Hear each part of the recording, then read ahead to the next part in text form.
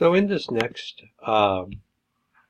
section, I want to redirect you to where the program policy manual is. I believe you all got a copy of the program policy manual last spring when Christina and Beth and I met with you after you got accepted in the program. But if not, know that it's very accessible on the PTA program majors. And how you get there is you have your list of courses, and often it's called MOM for majors only, but I'm going to call it PTA majors only. I think that's going to be helpful for you. So if you don't have it in your person, you can just click it over here, and you have the program policy manual. Isn't that cool? So within the table of contents, it helps direct you where things are, including the mission, philosophy, the goals of the program, the outcomes, which is the things that we're going to look at. We're also going to look at a little bit about lab conduct expectations, which you're going to get in PTA 101 with myself, Christina, or Susan. Work-based behavior policy. I'm not going to test you on this, but you need to really look at this. Grading progression is really important, so you don't get surprised when you find out that an exam is worth 100 points, particularly a skill check or a midterm exam in a course such as 101 lab. I'm not going to say they're exactly 100 points, but some of the exams are worth more points than others.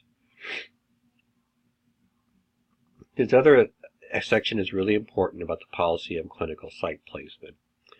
So you have this document that's very much a living document. It's updated every year.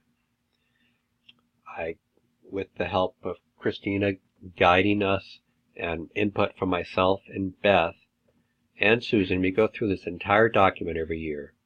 And we look for mistakes, and we look to update the document to reflect any changes that has happened within the program. And there generally isn't much in terms of changes, but sometimes there is little things that need to be updated. So let's look and see what I'm asking of you for this week. You need to know what the program policy manual already gave you the answer. Right here. Isn't that neat? Program accreditation, yes, we're a fully accredited program. We've been reaccredited through CAPTE, and we're accredited for a number of more years before we have to go through reaccreditation. It's generally every 7 or 10 years.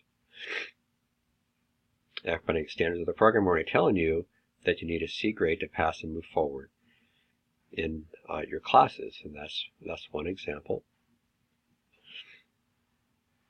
Maybe a slight variation of that in some coursework, but I'm not going to stick my head out too far on that.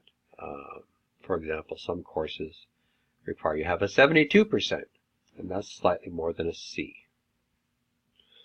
And then the clinical internships that I was talking about, I might need to update this page number. I may be wrong, but I will update this to say in early 2020, you'll be working with Beth Thorpe. And many of you have met Beth. Maybe, for those students in the Table Rock campus, you have not met her yet, but you will quickly. And Beth will help you with your clinical sites. And I don't want to get into that so much right now because that's not my role. Beth is full-time in her role of helping students get their clinical sites. So she will be reaching out to you at the appropriate time to have those conversations. Okay? So these are the things I want you to know for your this week, and as you prepare for the first unit exam, which is next Wednesday in week 3. You need to know the mission of our program, the philosophy of our program, the goals of our program, grading and progression, lab expectations and policy, program policies. And this has just some of the areas of the program policy manual that I think it's really important to call out. I may be updating these page numbers a little bit because I think they might be a little bit off, but you'll get the updated lesson builder, so that'll be good. So that's all I wanted to share with you about the program policy manual. Certainly, it's very much a living document. I am by no means wanting you to memorize it. I want you to start cracking it open so you start to look and see where things are, and I think that's really important because this is one of your guides. Some programs call it a PTA handbook. That's not the term I'm going to use for it, but think about it as an important document that's going to guide you as students in the PTA program from now through graduation, and every step along the way in between, as far as some of those policies of the program that may need clarifying for you at different times.